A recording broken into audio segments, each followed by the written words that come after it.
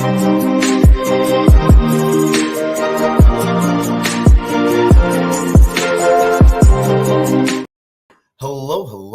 and welcome to another episode of TacoBytes, your daily bite of Degen, episode number 683, coming to you live from somewhere, nowhere, Brussels. We are here for HCC day -1. That's right. Today, Saturday, was day -1. Tomorrow is day 0. Everything starts big for HCC on Monday, but there are a ton of events Sunday and today, and even Friday when we first arrived. So it has started off with a bang. Today started mostly with a lot of work stuff, but then had a meetup with some of the marketing data analytics teams that have running projects for a lot of startup projects. This was more of a relaxed, chill moment. You know, Taco had to get a cigar in, maybe 2 or 3 cigars. Taco had 3 cigars today. But hey, my life is crypto, cigars, and caffeine. So, yeah, I balance it out. But we've actually seen an amazing rebound on the market today as well. Things starting, Solana last update. Whew, we got to check on this. We got to see where things are now. Where are things now? Sol is back above 140, 143 to be exact. We've seen Bitcoin take back dominance as well, back into the 57, maybe 58 range, I think is right about.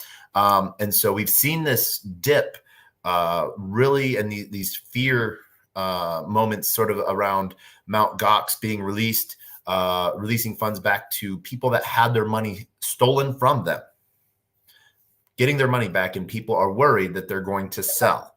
I feel that is the least of your worries, and that should be actually a proud moment that people that lost, thought they lost it all, are now getting it back. Mt. Gox, when it got hacked and closed down in 2014, was the largest trader of Bitcoin. You've heard this numerous times again and again.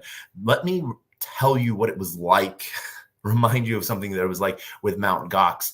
This was the days when I would have to take a piece of paper, sign my name with the date, and hold my ID at the same time showing my face. And you got to remember, cameras have come exponentially better.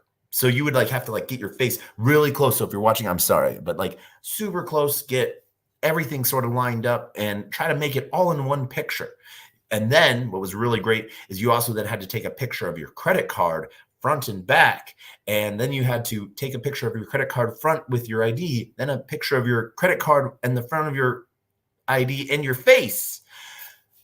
And then you had to email this to someone. And hopefully you had the right email address. Or you had to mail off a cash U.S. postal money order to a non-developed country, hoping that Bitcoin would show up. So let me tell you, you guys in your MoonPay, getting your Bitcoin in 30 seconds after getting approved. Yay for you. This is how far we've come. But a lot of people have put a lot of effort into making sure that we are where we are today. So if people want to fucking sell their money that is theirs, give it to them. Don't think that you should have a say over someone else getting their money back. So I'm sort of happy with that. I'm actually really happy that there was fear, because we saw that not only the fear of the market and the sell-off, but we saw how quickly it was bought back up. Now, one of the biggest things with this is we're going to see this happen again. And all of this was sort of initialized with Germany selling off its Bitcoin supply, but it became so dramatic that even own MPs within the German government, told the government to stop selling its own Bitcoin because they should keep it as a reserve currency, or not have that big of a flow on a market and take profits later. So cooler heads and minds are stepping forward, which is amazing. And at the same time, we're seeing people step out of the woodwork saying, hey, I'll just buy that OTC from you. And I'll even send you the money first. So it's a really interesting take to see how different governments are approaching Bitcoin and blockchain technology. Here in Brussels, so far, it has been an amazing time with developers and builders. After a long time in the cigar lounge, then, with two individuals, we went to a pub. Now, I'm not a great person at a pub because I don't drink, but I do drink a lot of Red Bull. So I was meeting my crypto caffeine, cigars, and caffeine. That's what I'm trying to do. I'm going for the trifecta in a day. And I did that. But got to watch the England versus Switzerland match. And during that time, had some fun making some bets on Polymarket as well as on hedgehog bets. And then having fun talking with those people, normies, I guess you would say, around, and got like 3 Americans to download Coinbase. So I call that a win. Yay!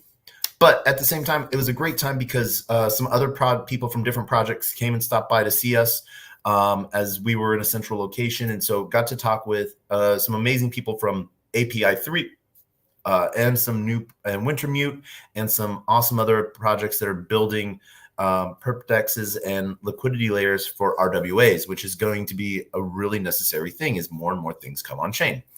I really like sort of this method of people looking at the long term rather than just now.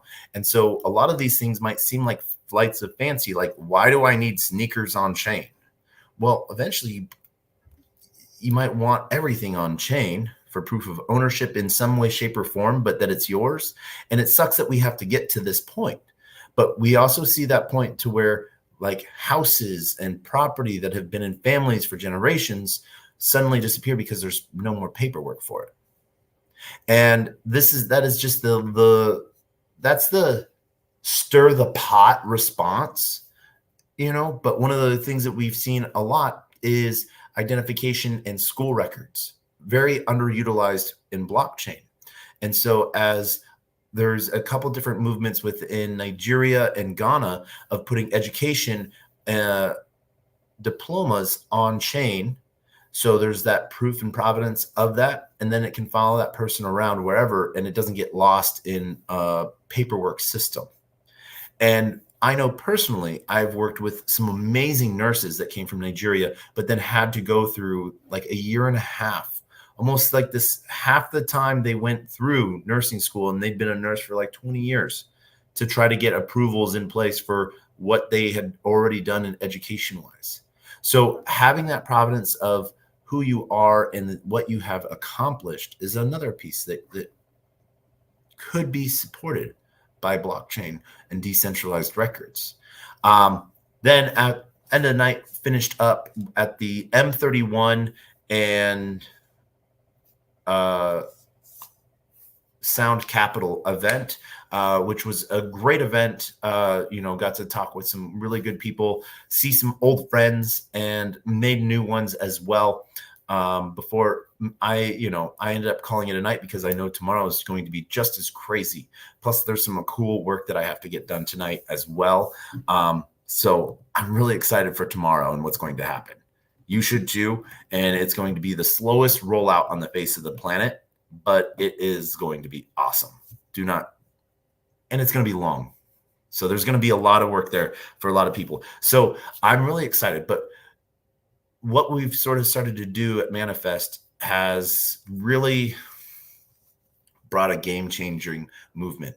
The way I'm able to now, to talk and explain Morpheus and open source funding, just sort of people are like, well, where's the liquidity to pay people with? And I'm like, you get weight, which allows you to earn token and more token. And the liquidity is provided by everyone that is staking into the pool.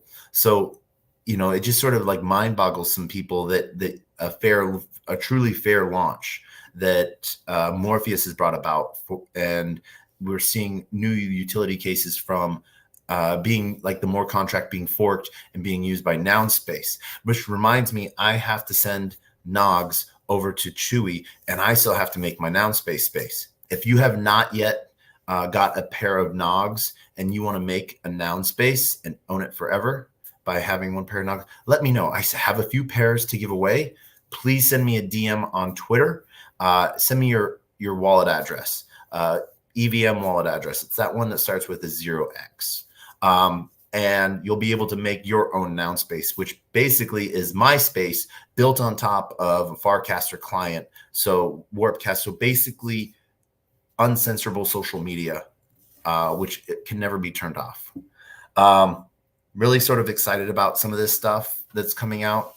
And there's just some really amazing people behind a lot of this. One of the calls I had yesterday involves a project that has 600,000 monthly active users. Web2 project has its own little ecosystem. And I'm going to have a hand in finalizing the deal to bring that project on, that company on chain, which is going to be really cool. I'm super excited about that. And that's going to be over the next few months, but helping secure that future here in Brussels is, I'm honored to be part of that. And I'll be able to talk more about that later, but I can't right now. Not allowed to. Dang it. But in other news, if you might have noticed, Manifest did get it is full little box, company logo, gold check mark. It's the real deal. And did you see that little cute little M box by Player One Taco's name? I'm laughing because I'm the one that sent that to myself, since that's my company account, making me an affiliate of my company account. But hey, that was sort of that's a process.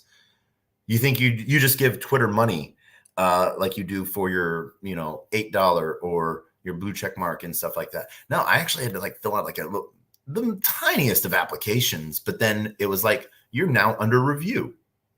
We will get back to you. Maybe if we don't get back to you, you weren't approved, but we're keeping your money anyways. So having them, and I know sort of the process after talking with some of the internal Twitter team about that process, that someone actually went through our social, went through our site, our website, and looked at some of the people that are affiliated with it and said, this looks real. This isn't a scam. Check. So having most likely a Web2 person understand what's being built enough, maybe they got it completely, but maybe they understood it enough that they're like, this is okay. Twitter gold approval. That sort of made that made me bubbly in my tummy and happy. But really got to, as I sidetrack, finished out an amazing night. So we do have 2 hackathons tomorrow to be at, as well as 2 more events in the evening time. So it is going to be a full day. And so I have nothing else to say today because we've sort of covered it all. But I'm getting, this is me. I am an extrovert of the finest, highest degree. And so this charges me up. I was incognito a little bit today. When people saw me that recognized me, they're like, wait, where is all your badges and wristbands and such? And I was like, I didn't know if I was actually going out tonight and today and going to events, because I got stuck behind the computer doing a lot of different catch-up work and building some cool things. And but I went out. So tomorrow is day 0 for ECC. We have a Koi hackathon. We also have Lambda hackathon, and we have Fleek House, as well as a few other events. And we're going to be probably coming to you live from somewhere. I think that's what I'm going to do tomorrow. But the other big thing is we have Manifest Monday happening live at Decentralized AI Day. And my account will be on it. I will be managing the Manifest account, but we're going to be live with some amazing people covering and talking about the amazing things in AI and Web3 and what open source building can really do, and the power of when a community builds it in openness, when all eyes are on it, and anyone can contribute, the amazing things that can be built in those scenarios. And we're seeing that now really heavily in compute power and AI models that are being trained, and the information that's being shared among people is just outstanding. So I want to thank everyone for joining us tonight. I want to thank everyone at LinkedIn, Player One Taco YouTube, 0x Degens YouTube, Twitch, Twitter, Kick, Rumble, Unlonely, On-Chain via Base, Soul Media Tech On-Chain via Solana, and Telegram, and then those that are joining via Twitter Space. I see all of you, and I want to say thank you so much for joining us today. Last thing that I want to cover, I was brought up on a space by Mario today with Alex Finn, aka used to be known as NFT God, or I think, you know, he's gone pretty social on like his ways of, you know, engagement farming to the finest, highest degree in like an, not, I don't want to say assholey way, but in such a straightforward way that it's almost like the Onion newspaper. You don't, it sounds like it could be real, but then you listen to it and you're like, oh yeah, nope, that is not happening. But it is looking like that likes, and let me expand on this, the likes counter is going to be disappearing. It is unknown yet. I do not know yet if that means that for the user like me, if I'm looking at one of my posts, if I can see the number of likes on it, but the people that are viewing my profile wouldn't be able to see if my profile is liked by others. It's an interesting piece there. Most people are trying to say that like, oh, it's a good thing for small accounts. And I'm like, you know, finding that hard balance of small accounts versus creative content. I've seen banger content come out of 0 accounts and just like droll come out of, you know, huge accounts. And so I don't really think that this will benefit smaller accounts. This sort of almost freezes the playing field, in my opinion, of, hey, big accounts are already where they're at and they're good. And now no one will know. Hopefully the user, the owner of the account, will know how many likes their post gets. They might not know who liked their post, but they will know how many likes that post got. So it does help as a North Star is, are you creating content that other people enjoy, that they like? I know I create the worst content ever, but at the same time, I do it consistently. And so it shows up in front of a lot of people consistently. And that to me is the number one gainer there in Twitter is consistency. I know I'm shadow banned, and one of the things that Twitter recommends that I do is step away from Twitter for a few days. Well, I run a daily show. Can't really do that, can I? Other than that, there is just the other aspect that no one asked, but that I had a question about, is what this will do to like APIs that use the like as a metric for someone. Who do they like? What did they like? And have they liked a specific post, or that whole engagement farming side of things? And if the number of retweets or reposts and likes disappear, will those APIs disappear as well? One of the fears is like, if you're not able to see how many likes a post really gets, but the algorithm changes the metrics of the post based on what happens with it, how is that going? That might stop. How would that stop people from botting accounts and, you know, pushing things that might not necessarily pass muster of someone sitting across from you? That's my deep thought of the night. Got to remember, it is almost 1:30 in the morning here, but we are going to keep it close tonight. And I want to thank everyone for joining us once again for TacoBytes, your daily bite of Degen, episode number 683, coming to you live from Brussels for ECC day -1. And as always, we end every episode with two things: our words of wisdom and the greatest, worst knock knock joke on the face of the planet. And they are always the same. A closed mouth cannot be fed, and you cannot feed a closed mouth, meaning if no one knows you're looking for opportunity can never come a knocking. If opportunity does come knocking and no one answers, it's going to keep on walking. And with that, I want to wish everyone a great night. Go find some cool projects to look at and tell me about them. I want to know what you're interested in, please. And thank you. We'll see you all tomorrow. And as always, we end with the greatest, worst knock knock joke ever. And that is knock knock. Who's there?